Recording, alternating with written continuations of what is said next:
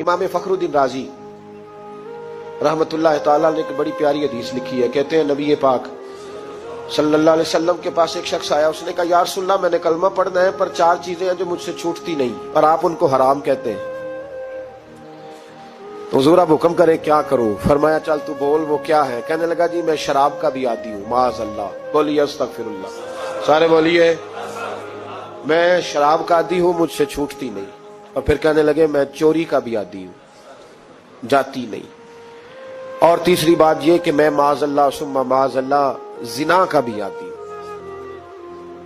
और चौथी मेरे अंदर बीमारियां कि मैं झूठ बहुत बोलता हूं। ये आदतें छूटती नहीं, मैं इनके होते हुए कलमा कैसे पढ़ूं? आपके दीन में ये शदीद बुरी चीजें और मुझसे छूटती नहीं, तो क्या हुक्म है? मेरे महबूब अलैहिस्सलाम को अल्लाह ने बड़ी हिकमत अता फरमाई, बड़ा नवाजा है नबी पाक ने। हुजूर ने बड़े खूबसूरत जुमले कहे, फरमाया कुछ सौदा कर ले मेरे साथ।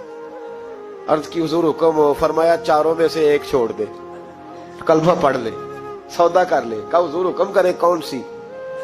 सहाबा कहता है अब हम घूम रहे थे कि ये क्या बात है, चारों चीजें हराम में कतई है। हुजूर कहते एक छोड़ दे, मैं एक वादा कर। कहा या रसूलल्लाह हुक्म करे। तो सहाबा कहते हैं अब जब हुजूर ने कहा एक छोड़ दे तो हम फिर तज्जिया कर रहे थे कि शराब बड़ी गंदी है, जिना बड़ा गंद है, चोरी किसी के हक में डाका है, जुल्म है।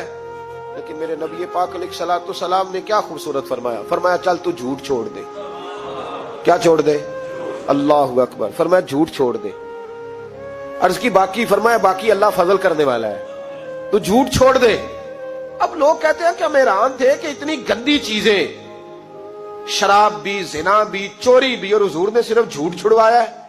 वो सरदार कहता है मैं घर गया, शराब की बोतल पे हाथ डालने लगा।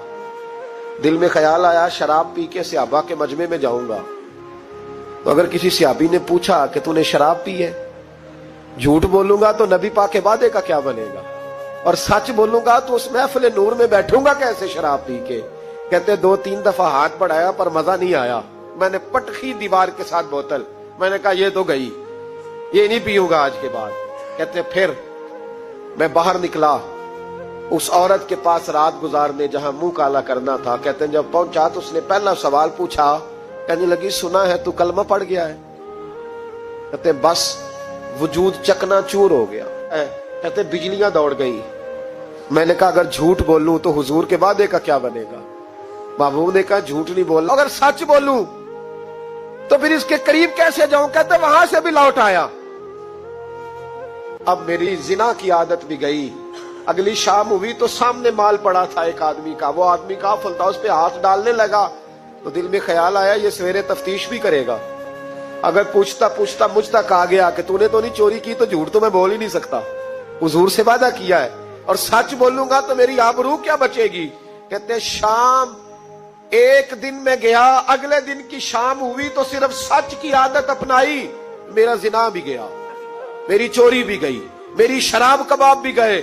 कहते तीसरे जाके दरवाजा रसूल पे बैठा, सहाबा बाकी अपना काम करते रहे, मैं सिर्फ मुस्तफा का चेहरा तकता रहा, मैं बस चेहरा तकता रहा। देर हो गई तो एक सहाबी कहने लगे क्या देख रहे हो? तो मैंने कहा इस रसूल का कमाल देख रहा हूं, इस महबूब का कमाल देख रहा हूं। एक झूठ छुड़वाया है तो रब करीम ने मुझे सारे तकवे अता फरमा दिए।